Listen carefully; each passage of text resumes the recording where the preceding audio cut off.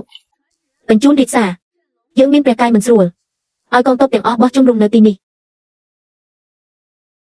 ព្រះរាជសារពីព្រះអង្គឲ្យបោះជំរំនៅនឹងកន្លែងហើយហៅលោកម្ចាស់អបរាជចូលគាល់ព្រះអង្គត្រូវការឲ្យលោកម្ចាស់នៅបម្រើថ្នាំដាំដោយផ្ទាល់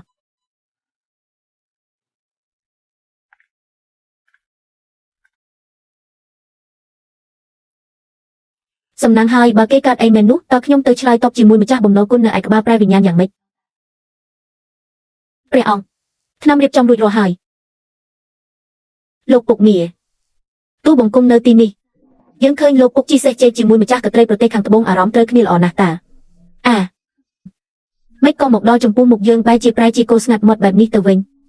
ឬមួយលោកពុកគិតថារូបរាងកាយរបស់យើងគ្មានភាពតាក់ទាញដូចម្ចាស់កត្រីប្រទេសខាងត្បូងនោះទេព្រះអង្គជាក្សត្រត្រួតត្រាផែនដីមិននៅការទុកទោសចិត្តនឹងរឿងបន្តិចបន្តួចបែបនេះទេមួយវិញទៀតទូបង្គំធ្លាប់ជំរាបហើយថាទូបង្គំចូលចិត្តតែភេទដូចគ្នាជាមួយម្ចាស់កត្រីប្រទេសខាងត្បូងគឺគ្មានទំនាក់ទំនងអ្វីទាំងអស់យើងគ្រាន់តែនិយាយលេងសើចទេមិនក៏លោកពុកប្រែជាយកជាផ្លូវការម្លេះមកលើកថ្នាំមកឲ្យយើងមក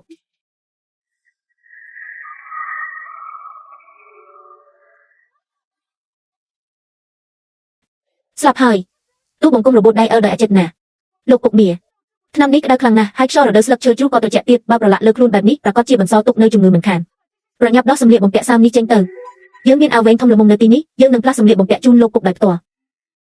ទេទូបង្គំធ្វើដោយខ្លួនឯងបានមិនហ៊ានរំខានព្រះអង្គទេលោកពុកខិតខំប្រឹងប្រែងដើម្បីតែយីរហូតដល់ទទួលកំបិតជំនួសយើងផ្លាស់សម្លៀកបំពាក់ជូនលោកពុកមួយចំហៀងវាមិនសមត្រង់ណាឬមួយក៏នៅក្រោមសម្លៀកបំពាក់លោកពុកមានលាក់បាំងនៅការបោកប្រាស់រាជបល្ល័ង្កក្អាតកំបាំងដែលមើលមិនបានហើយខ្លាចយើងឃើញចប់ហើយទឹកដងសម្លេងរបស់គេបែបនេះគឺដឹងច្បាស់ណាស់មិនអាចទេខ្ញុំលាក់បាំងបានល្អណាស់តើ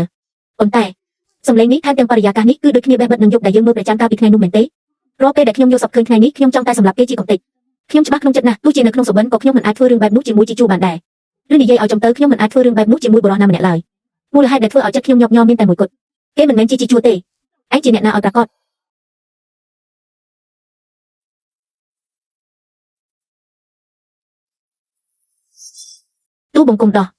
ទូបង្គំដោះដោយខ្លួនឯង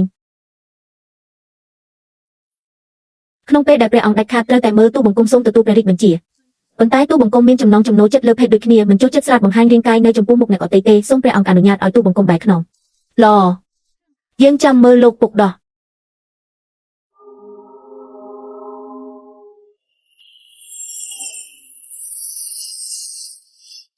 ទោះជាការប្រើប្រាស់វេទមន្តនៅពិភពមនុស្សនាំឲ្យថយអាយុយូរក៏ដោយប៉ុន្តែពេលនេះមិនអាចគិតច្រើនបានទេមុនអាគមបាំងភ្នែក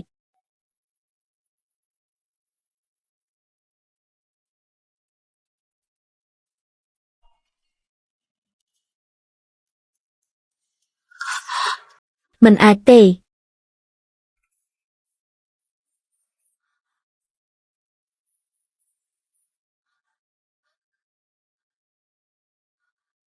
ទ្រង់រលងស្មើតើជាអញពិតមែនឬតាមដែលខ្ញុំមើលទៅគេដូចជាមនុស្សស្រីច្រើនជាងខ្ញុំច្បាស់ក្នុងចិត្តណាស់ទោះជានៅក្នុងសុបិនក៏ខ្ញុំមិនអាចធ្វើរឿងបែបនោះជាមួយជីជួបានដែរ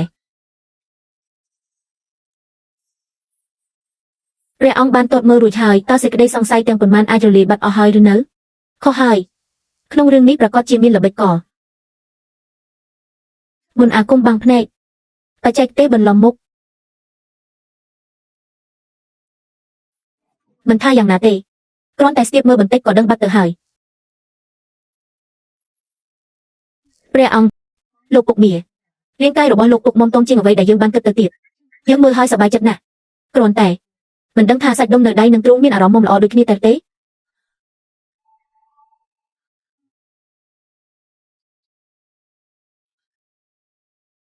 ព្រះអង្គចង់ធ្វើស្អី